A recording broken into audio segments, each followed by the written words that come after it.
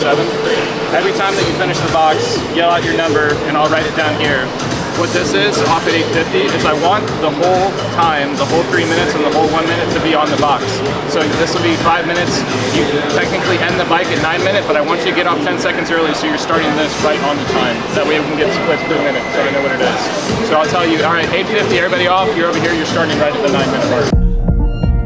It's just a mental test. Yeah, it's physical capacity to a degree, but it's more just like, can you step up and step down without stopping?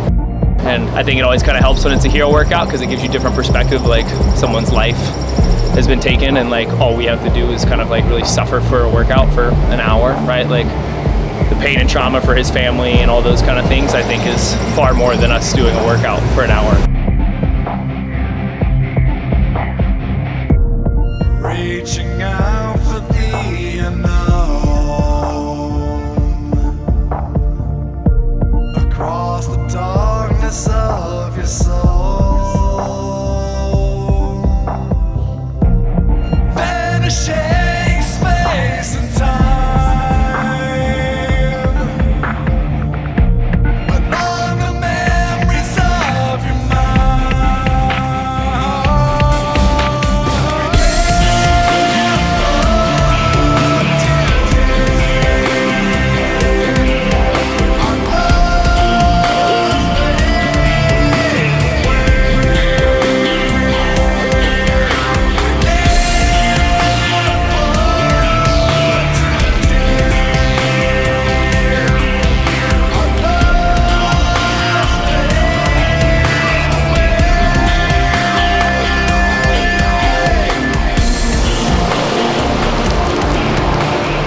So I think it kind of gives you that extra kick when you're past the halfway point or wherever in the workout to just remember that like we get to work out for a living, which is pretty cool. Taking that into consideration when it does start to really hurt and get uncomfortable or hot or whatever. Like even when we started, they were like, you want to go under the fan? I said, no, let's make it harder so that you can get more prepared, I feel like, mentally. What was your thoughts when they announced Chad? You're sweating, what were you just doing? I was just doing my training on the side. I did some sled pushes, some heavy sandbag squats, some squats. It's just hot, man. Hot Atlanta weather. What was your thoughts when they announced Chad? I feel like I had the same thoughts as the community. What the hell are they going to do to try to make the standards uniform and not have the same quarterfinal things? What are they going to do to twist it so that it's not boring as hell to watch? Because you won't be able to keep track of where people are, so they're going to maybe need like a marathon row leaderboard type thing to keep track of it, or maybe put running mixed in with it so that you could tell where people are. I like the idea of tribute workouts that draw awareness.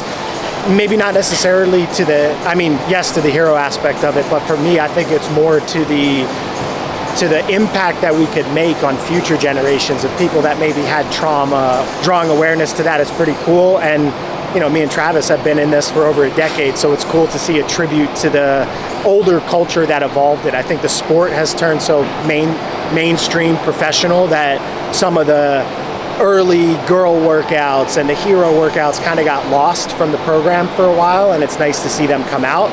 So yeah, I like it. I mean, I don't hate it. It's more just like a mental grind, and then the next day we're all gonna be pretty like messed up, I think. It's not what I expected at all though. And like it's heavy compared to a normal Chad. It's like double Chad, right? Double Chad weight, I think. Like I think I've done like a half a Chad with a 14-pound vest. And this is a full Chad with 35. So there's going to be a twist. What do you think the twist is going to be? Step over. My thought is step over. I think it's going to be back step over.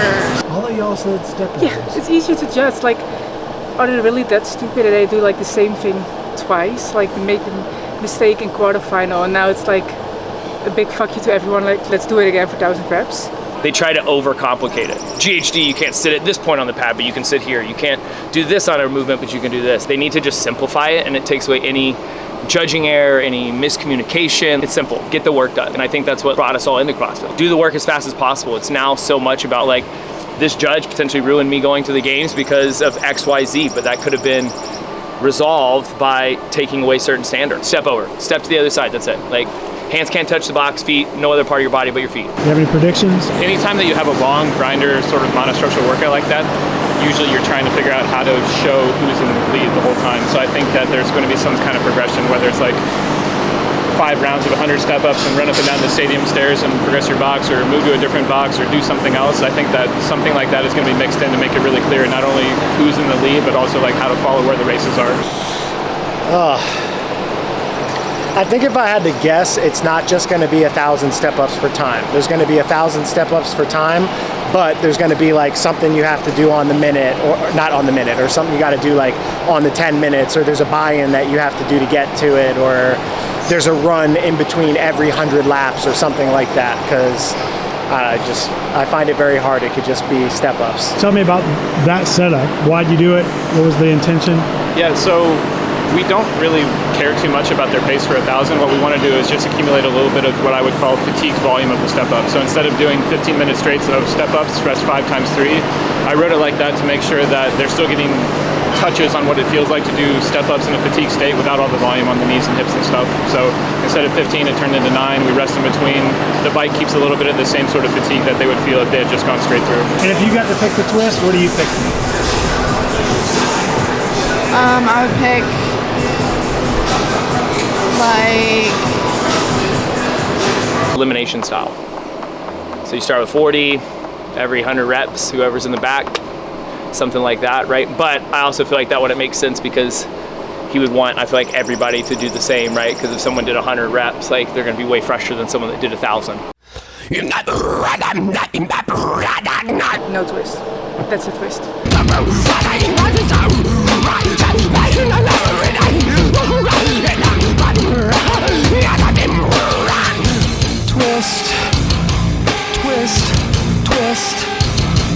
Does It's chalk just help the step-ups, or? I think it helps me mentally.